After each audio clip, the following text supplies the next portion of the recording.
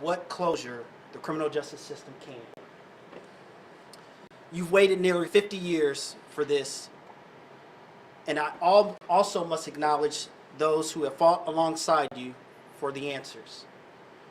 I would like to recognize retired Lieutenant Steve Gibbs, who's here with us today in the back. He was with the Marion County Sheriff's Office at the time, who started looking into this cold case in 1990 and then again in 2003. Gibbs was instrumental in locating case documents and preserving them, which laid the foundation for Sergeant Ellison and Sergeant Dave Ellison, who recently retired from IMPD Unsolved Homicide Unit, worked to secure funding necessary and ultimately led us to an answer, which brought us all here today. This breakthrough demonstrates the power of science, perseverance, and never-ending pursuit of truth. This investigation demonstrates the commitment of our Unsolved Homicide Unit, which is formerly known as Cold Case, investigators to bring justice to victims, families, no matter how much time has passed. It demonstrates our commitment to justice and the key role the Unsolved Homicide Unit plays. My message today: if you commit a crime in Indianapolis, we are going to hold you accountable, no matter how long it takes. While we would like to do this immediately, this may take years, but we never stop looking for answers. I'm now happy to turn it over to Sergeant Dave Ellison, who never stopped looking for those answers, who will briefly give you a rundown of the case. Good morning. My name is David Ellison. As it was mentioned, I'm recently retired after 35 years and 13 years in the Unsolved Homicide Unit. I'd like to thank Chief Bailey, Chief Adams, Captain Spurgeon, the Unsolved Homicide Unit for allowing me to participate today and help bring closure to our survivors here.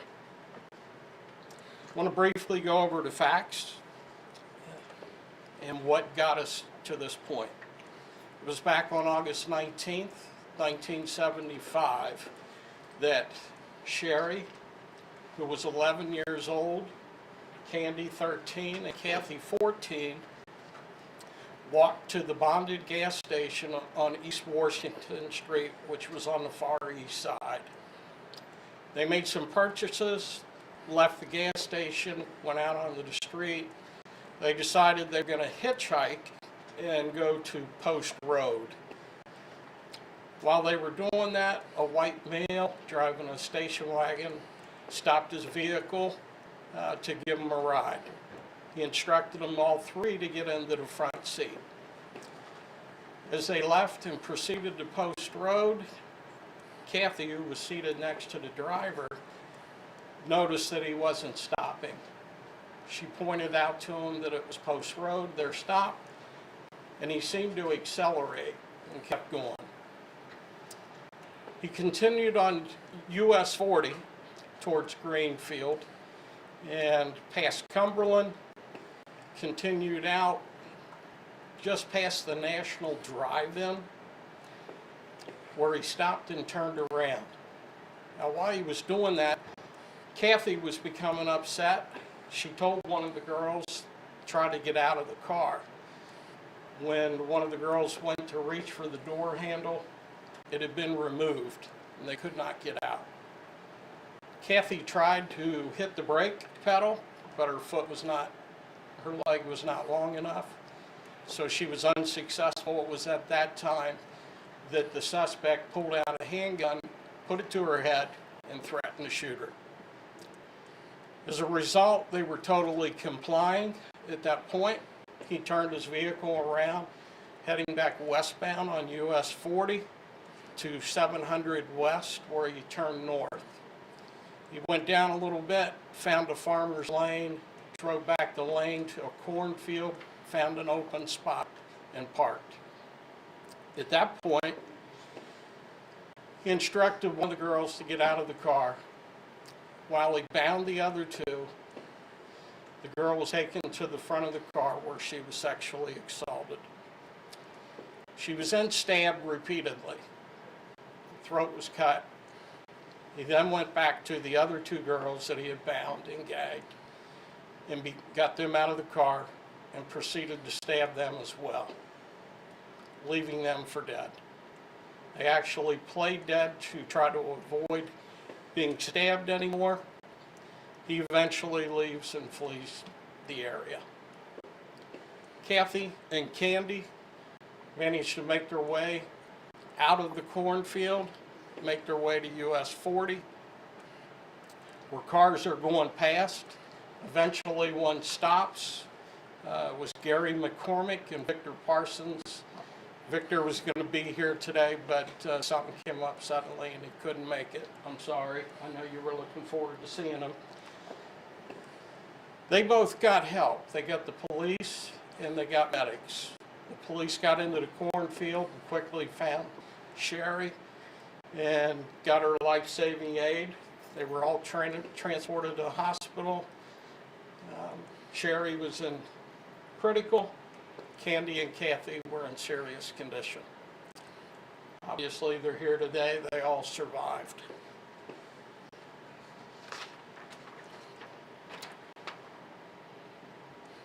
The investigation involved multiple jurisdictions.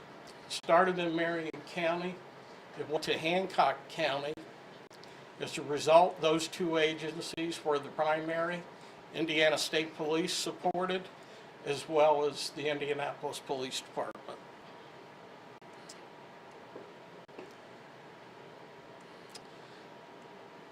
Police agencies diligently worked the case, collecting evidence from the crime scene, conducting interviews, responding to tips from the public, and following up on leads on several different possible suspects. However, the case eventually went cold and no arrests were made. Over the years, our survivors maintained contact with the police department, periodically checking for any new developments. Then we fast forward to 2018, and that's when I met Kathy. I was actually walking through the hallway. Kathy was in the hallway, and one of our chiefs at the time, Chief McCart, asked if I could help Kathy. I spoke to her. We went into our conference room. She explained what happened to her. I could see how traumatic it was at the time and how it had impacted their life forward. I asked if she could get the other two ladies to come in and we'd sit down and talk. That eventually occurred, and while talking to them, it was just very sad what happened to them. So, of course, I said I would try to help. I explained my primary responsibilities, which are dealing with unsolved homicides, and that it would require patience on their part, because I couldn't just drop everything and work this case. I would work on it on free time whenever I could. And they agreed with that.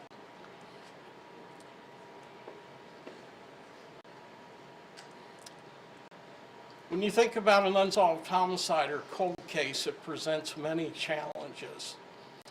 The older the case, the more challenges that exist. First thing you want to do is find a file. So locating it is not always as easy as it may seem. Witnesses that existed when an incident occurred often may not still be around. Police officers may not be around. Medical personnel. All these things are important and critical to any criminal prosecution. So as you're doing your investigation, you're hoping that all those exist, but there's always roadblocks. Fortunately, Lieutenant Steve Gibbs looked at this in 1990 and 2003, and it was his work that helped me it laid a foundation for me to go forward.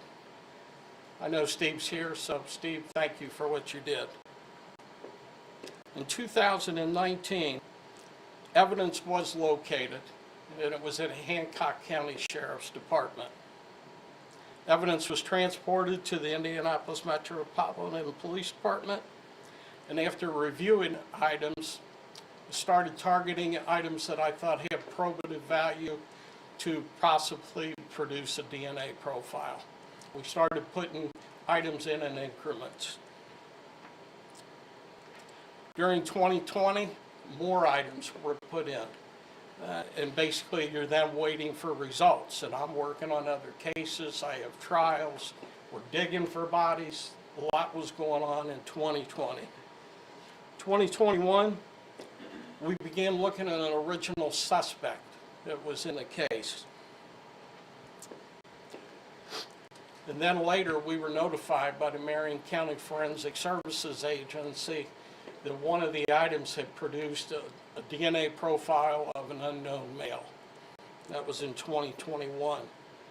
Additionally, we had submitted more items, 2 more items revealed DNA from an unknown male profile. All 3 of those male profiles matched each other, and one of the items had Sherry Rottler's DNA on it. It was at that point that we knew we had our suspect's DNA. The lab is responsible for passing along the information and the DNA sample that ultimately gets uploaded to the state laboratory, Indiana State Police, and then if it meets certain requirements, it'll go to a program that's called CODIS. CODIS is an acronym. It stands for Combined DNA Index System. It is a criminal justice program, and it is maintained by the FBI. So after our profile got put into CODIS, we weren't getting any results which we had hoped for. That tells us 2 things. Either our person didn't do anything else ever, or he's deceased, or he was locked up before the CODIS program started. So his DNA was never taken. The suspect, the original suspect, was deceased. An additional suspect we had identified on our own was also deceased. We identified family members. We went to them, explained what was going on. Both families were great. They cooperated, provided DNA samples, which allowed us to eliminate those suspects. In January of 23, I reached out to DNA Laboratories, DNA Labs International of Florida. They have genetic genealogy completed for a suspect profile. Funding for this testing was provided by a community partner, Audio Chuck, Season of Justice, and that's Ashley Flowers over here on the far side. We're so thankful for the money you provided to help us. Thank you.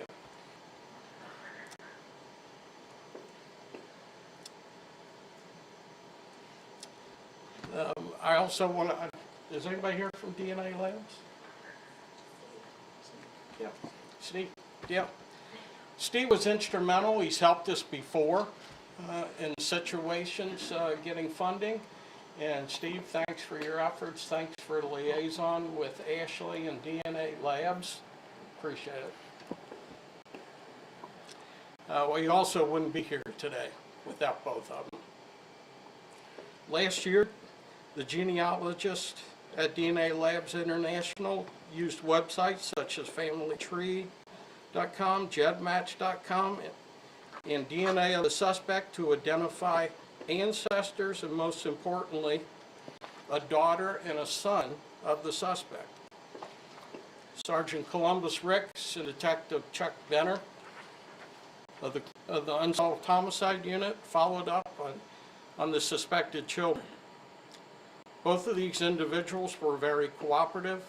They identified their father and provided DNA samples for comparison. As a result of that testing by DNA Labs International this past December, They were able to confirm the match between the suspect DNA and the daughter and the son. The suspect has been identified as Thomas Edward Williams, born May 21st, 1934 in Indianapolis, Indiana. He died November 13th, 1983 in prison in Galveston, Texas. That's also where he's buried. Cold case investigators were able to link Thomas Edward Williams to Indianapolis during that general time period, and at one point living not far from the abduction location. 6 years ago, Kathy, Sherry, and Candace approached me about this case, and I promised I would do my best to get them answers they deserved. So I want to thank you for your patience and mostly your persistence, never giving up, never trying to hold the police department accountable to help get answers for you. This was an act of evil that none of you deserved. I hope today brings you some sort of closure, knowing that your attacker has been identified and he's no longer in this world. The Unsolved Homicide Unit in the Indianapolis Metropolitan Police Department is honored to be able to have helped bring closure. Thank you. I'll now turn it over to Kathy, Sherry, and Candy.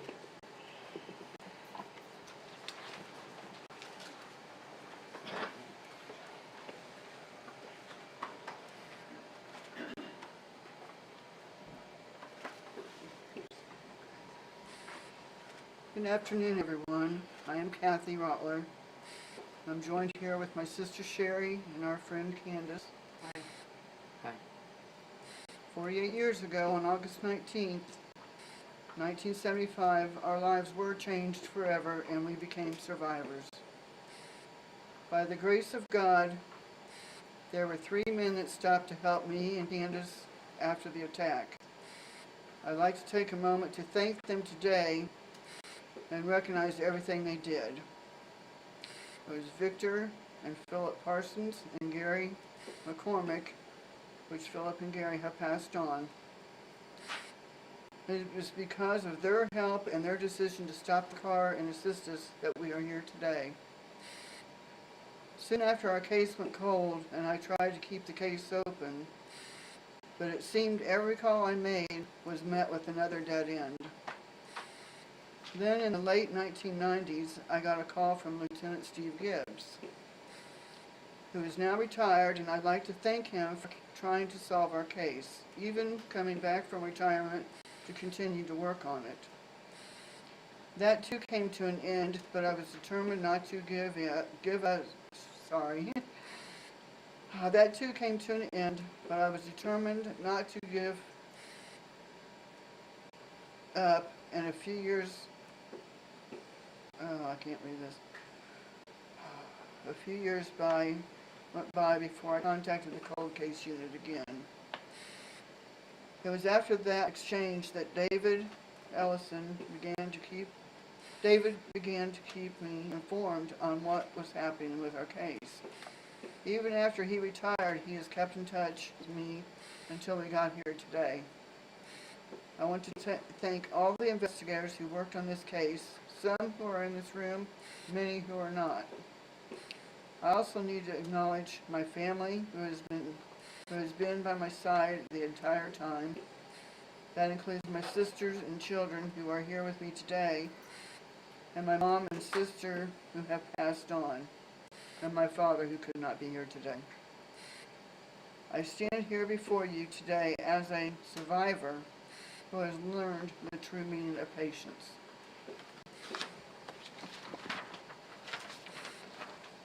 I've learned that sometimes the answer you are waiting for can take decades to get, nearly 5 decades in fact.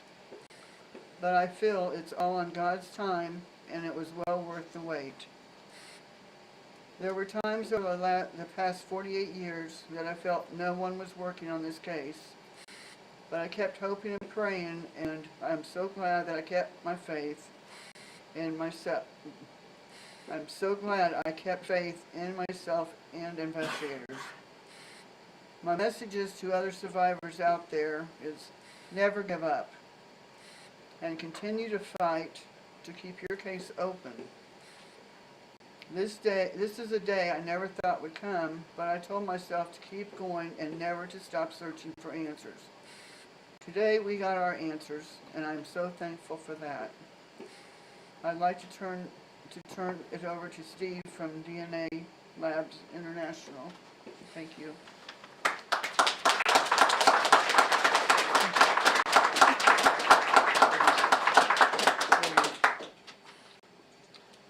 I have something to say. I'm Sherry. I'm very thankful to everyone for your help. But I also want to indicate that I do forgive this man. I had to in order to continue to live my life. So I hope that anybody who's in this situation can please do the same, because that's what God wants you to do. I forgive you. What was his name again? I'm not going to say his name again. Okay. Well, I forgive the man, and I thank the children. Thomas Edward Williams, you are forgiven. And I'm sorry if that makes anybody mad, but that's in my heart.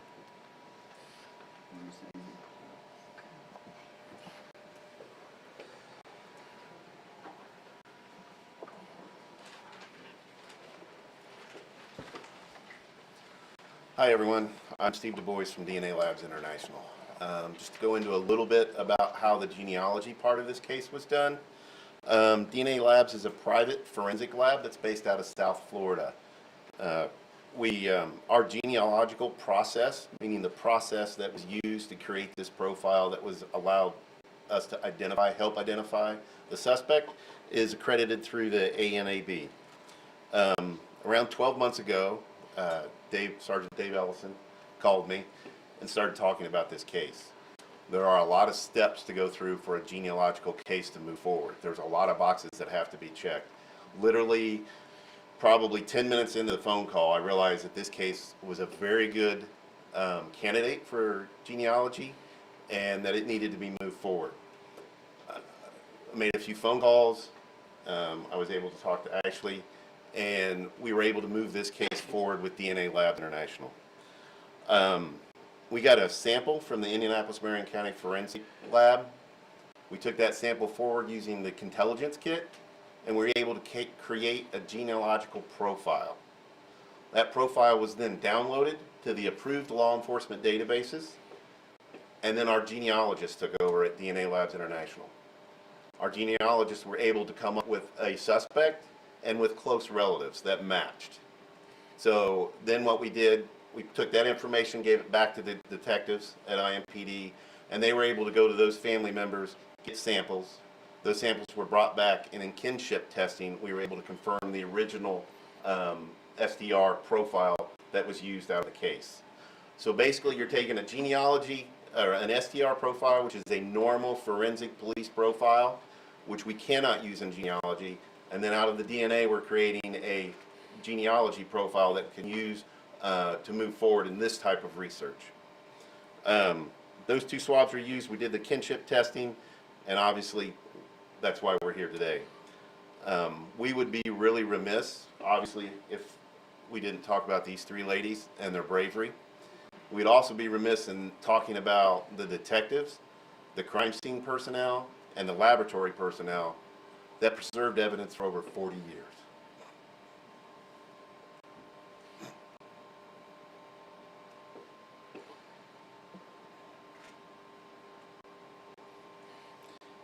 I've done this a long time. That's a major win. Someone else who made this happen, Ashley Flowers from Audio Check. I'm just going to pass it on. Hi everyone, my name is Ashley Flowers. I'm from a local media company called Audio Check. And when we got the call from Steve saying that the issue now, we think we can solve this case, the only issue is funding, it wasn't even a question. We've been committed to our city and specifically to solving unsolved homicides within the city for 6 years now, and we couldn't have written that check faster. So I am grateful that we were given the opportunity to stand up here with everyone else, but truly we played the smallest part in this. The three of you have been fighting since day one.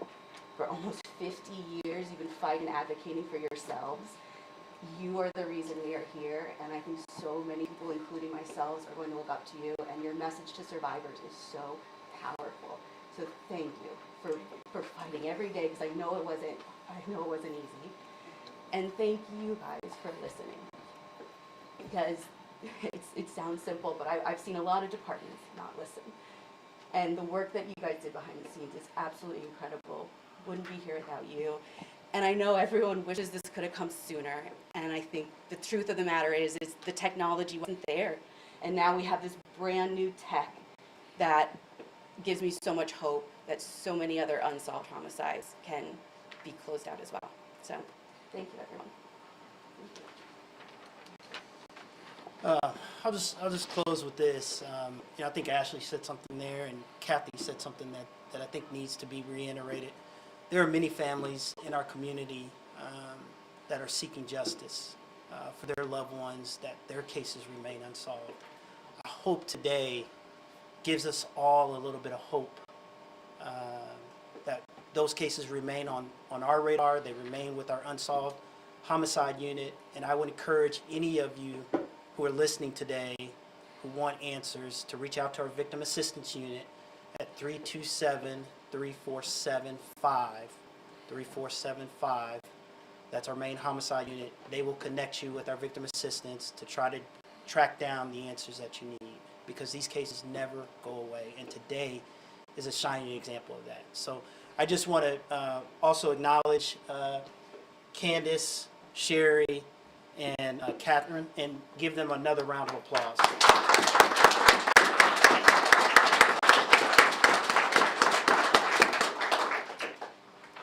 Questions?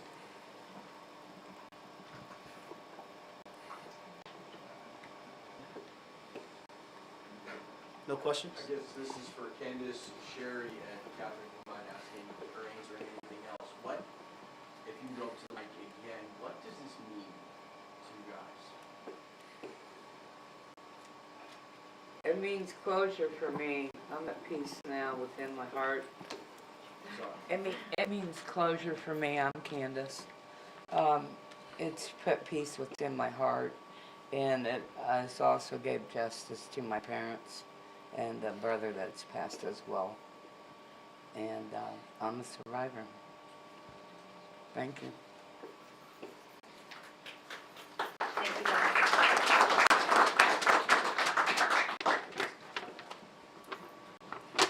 I think some of the family members are here too. Thank you for being here. I know that you've also been a part of this journey, so thank you. I want to say to that question too. What's that? Oh, she wanted to answer that Yeah, question. I She wanted to Okay, answer the okay, question. go ahead. What this means to me today is never give up. I never thought this day would ever come, and no matter how many doors I had closed on me, or how many people was told, give it up, get over it, this makes it all worthwhile that I didn't give up. And I can now start a new chapter in my life without this hanging over me, because it's been solved. And that's what I'm looking forward to. And I thank everybody from the bottom of my heart that's helped with this. That's all I've got to say. Thank you. Thank you.